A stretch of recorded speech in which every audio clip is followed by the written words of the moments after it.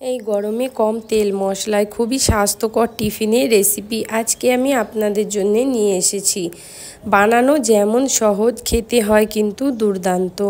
বাচ্চাদের টিফিনে বা অফিসে লাঞ্চে আপনারা এটা কিন্তু তৈরি করে নিয়ে যেতে পারেন। খুবই বেশি টেস্টি লাগে এই রেসিপি। এই রেসিপির জন্য দরকার কিছু সামগ্রী।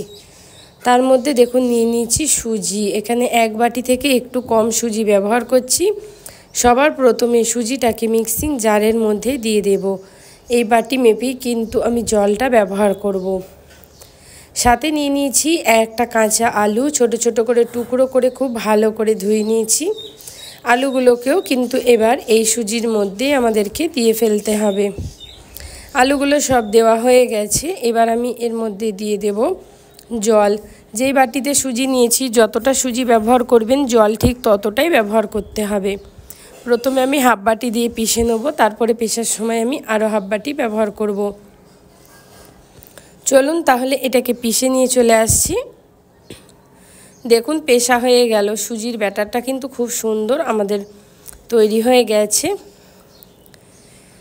এবার এটাকে আমি ঢেলে নেবো ব্যাটারটা একটা আলাদা বাটির মধ্যে। এবার এর মধ্যে দিয়ে দেবো পরিমাণ মতো নুন।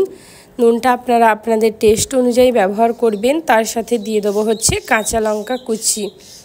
এখানে কাঁচা লঙ্কা কুচি আমি ব্যবহার করলাম। আর তার সাথে দিয়ে দেবো এখানে আমি একটা গাজর কুচি, ছোট্ট ছোট্ট গাজর এখানে আমি কুচি করে নিয়েছি। আর তার সাথে আমি একটা পেঁয়াজ ব্যবহার করব। যদি আপনারা নিরামিষ খেতে চান তাহলে পেঁয়াজটা এক্সচেঞ্জ করে যে কোনো সবজি আপনারা ব্যবহার করতে পারেন, যেমন ছোট ছোট টুকরো করে বিনস বা ক্যাপসিকাম দিয়ে এটাকে খুব ভালো করে আপনাদের মিশিয়ে ফেলতে হবে। সুন্দর করে মিশিয়ে সুজিটাকে আপনাদের 5 মিনিটের জন্য রেস্টে রেখে দিতে হবে, যাতে এই সুজিটা খুব সুন্দরভাবে সেট হয়ে যায় আর জলটা অ্যাবজর্ব করে সুজিটা একটু গাঢ় হয়ে যায়। সেজন্য সুজিটাকে কিন্তু ঢেকে রাখতে হবে 5 মিনিট। দেখুন বন্ধুরা এখানে হয়ে গেছে। তো চলুন আমি আপনাদের দেখিয়ে দিই খুলে। সুজিটা কিন্তু সুন্দরভাবে সেট হয়ে গেছে। এবার এটাকে নাড়িয়ে চাড়িয়ে একটুখানি ফেটে নেব।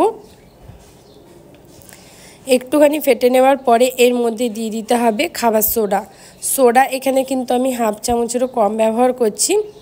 সোডাটা কিন্তু কমই ব্যবহার করবেন, খুব বেশি সোডা কিন্তু দিতে যাবেন না। আর সোডা দিয়ে এবার ভালো করে এটাকে এইভাবে আপনাদের এক ডাইরেকশানে ভালো করে ফেটিয়ে নিতে হবে। সুন্দর করে আপনাদের ফেটাতে হবে। এখানে দেখুন ফেটিয়ে রেডি হয়ে গেছে।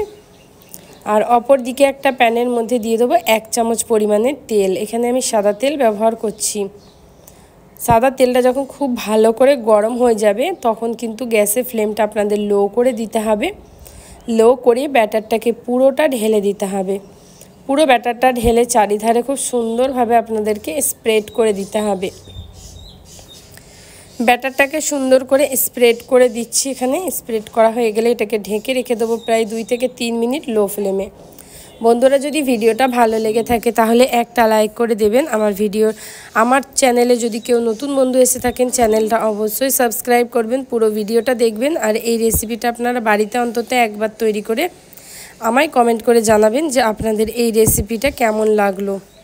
আশা করছি আপনাদের অনেক ভালো লাগবে।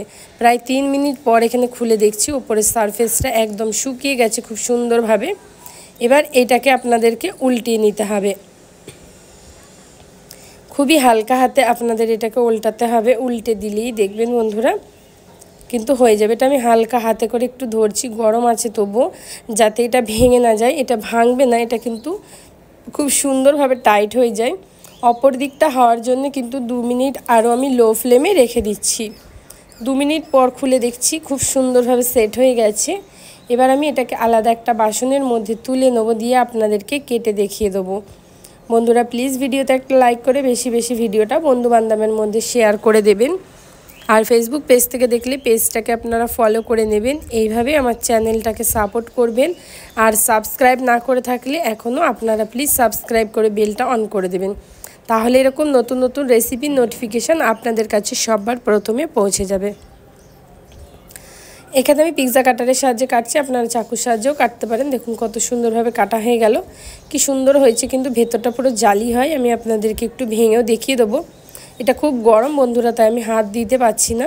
তো একটুখানি হালকা ঠান্ডা হওয়ার পর আমি আপনাদের দেখাচ্ছি। এবার আমি ভেঙে আপনাদের দেখিয়ে দেবো যে সবজি, পেঁয়াজ, আলু খুব সুন্দরভাবে কিন্তু সিদ্ধ হয়ে যায়।